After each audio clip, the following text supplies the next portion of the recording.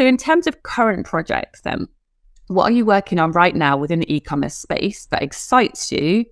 And how about a project that terrify or frustrates you? I think everything, in all honesty, I think everything scares me and frustrates me because I'm so keen for all the platforms I work with to do well. Yes. And I think especially because of where we're at, our current life and the cost of living crisis, coming out of COVID and seeing sales ramp and then sales drop, the market is becoming really difficult. And you feel like, well, I feel like, and I know my team does too, that you're working 10 times as hard, but for little return on investment from it. So and I think working the way that we do with different platforms, and like TikTok is what I'm most excited about, but I'm so frustrated at the same time because, and I don't know whether, because for me, I've never really used TikTok from a personal level. So I've had to sit there over the evening, still didn't go to bed. And the problem is, it sucks you in. It does. Hours and hours and hours. Then I find I'm not going to bed till about midnight because I'm just watching these videos. And so it's encouraging to see why it does so well, because even somebody like me that doesn't really follow that kind of social media platform, now I'm a massive part of it.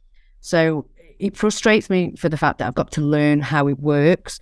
I've got to then work with other departments because they're more able to understand those kind of platforms. So they're trying to tell me these things and it's just going completely out of my head. So I think it's me embracing new challenges and learning new things that, you know, going back 5 years ago, I've never even thought about what TikTok was, or selling a kettle on there, you know, something so simple. So I do think TikTok is one of those platforms that is really encouraging, exciting, frustrating at the same time. But recently we have worked with Debenhams. So Debenhams as a marketplace came on board back in November. And of course, Debenhams, you know, was such a massive retail company that, you know, used to really, really thrive. And after working so hard with the account manager there, the internal teams at Swan, it's really thriving for us at the moment. It's doing really exceptionally well, better than I thought in such a space of time. But I think one thing with Debenhams is we're quite lucky because the name Debenhams is still a lingering name that consumers still trust. So we do think that that's worked really well with us. And as a marketplace, when Debenhams were first taking on new brands, we were quite lucky because we were one of the first kitchen brands that worked with Debenhams. So we already had a foot through the door for the consumers on that marketplace. And since then, now we're collaborating with them, looking at additional marketing activity. And I think that's what e-commerce is. You know, there's so much opportunity that you can just sell a product online that it isn't that straightforward anymore. It's about marketing, and marketing plays a huge part in our business, and getting that visibility, the brand out there, you know, through any kind of avenue possible, it has really helped to drive the sales for us, even in really tough times as well. So in terms of building a brand on those marketplaces, obviously you've got a historical name anyway, and you've got an established brand. But when you're breaking into perhaps like new demographics, like you mentioned about male target audience as well, how are you doing that within marketing? How are you translating that brand to either new marketplaces, new demographics? How are you? What is your strategy? Have you got a strategy that you'd like to share, or any kind of like top tips here? Because especially with like Amazon, if you're not known, you're not known unless you spend a lot of money on advertising to get yourself known. And it's a longer term strategy to build that brand on a platform. So do you have a kind of messages to other brands about what you've learned, so you're willing to share, of course?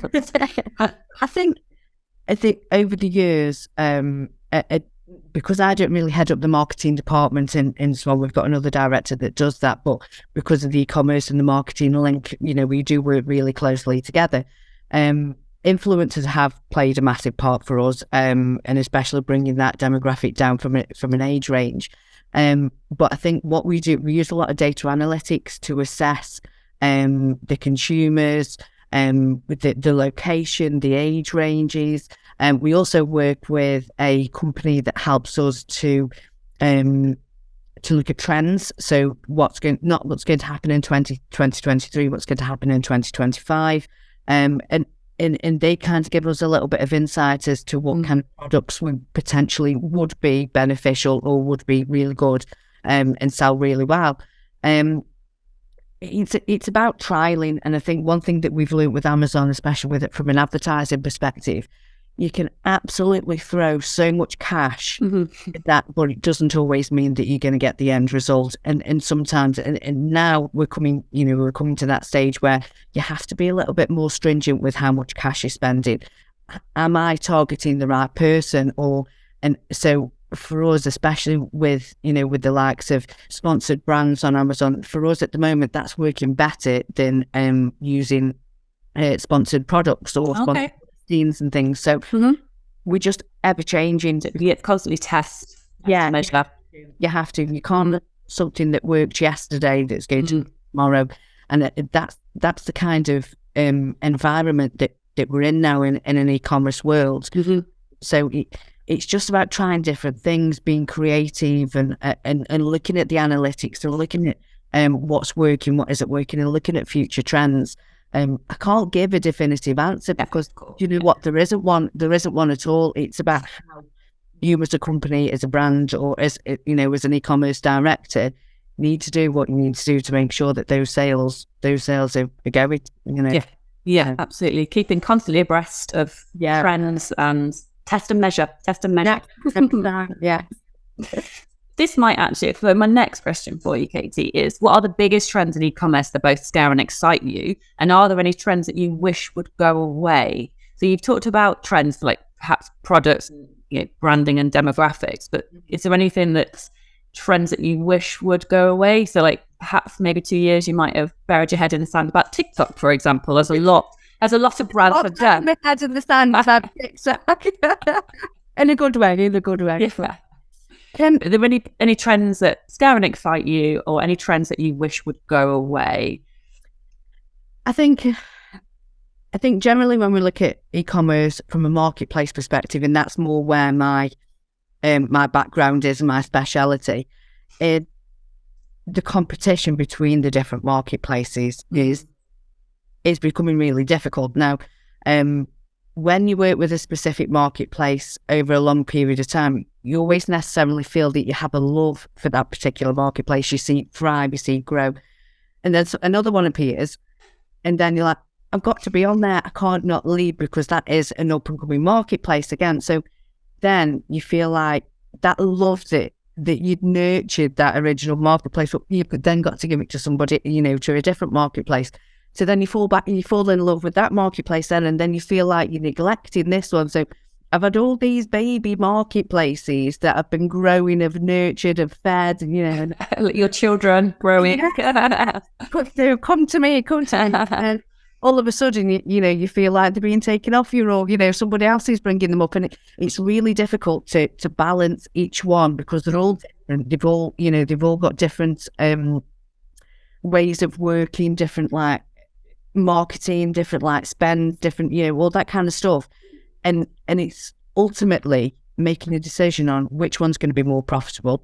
If this one isn't profitable, how do I make it more profitable? And which one is in the current limelight in the e-commerce world? So for me, new marketplaces jumping into the mix causes me a lot more stress and hassle. And not because I don't want to get involved, because I do really love a challenge. But I think it's like when you're juggling so many different ones all at one time, it can be really problematic because, you don't want to take your eye off the ball and then, one slips down the rankings and then, ultimately it doesn't work as well for you as it did in the first place. So I think for me at the moment, I think people just stop opening more marketplaces. Yeah, okay. That's the message. Stop it, everyone. Yeah. It's all these shiny objects though, isn't it, as well? And, it's the up and coming stars. Do they then become the cash cows of the future?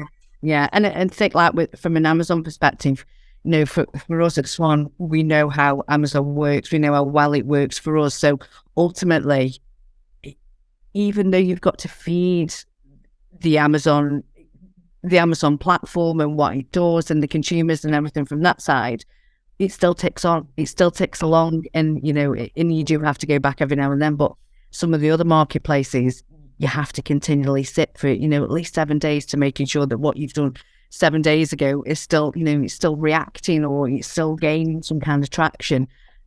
So it's really difficult, because I think with Amazon and the brand name and how they're known in the market, and I think we were speaking to Amazon. We had a meeting with Amazon a couple of weeks ago, and we were assessing Amazon as a name and how people go to that platform.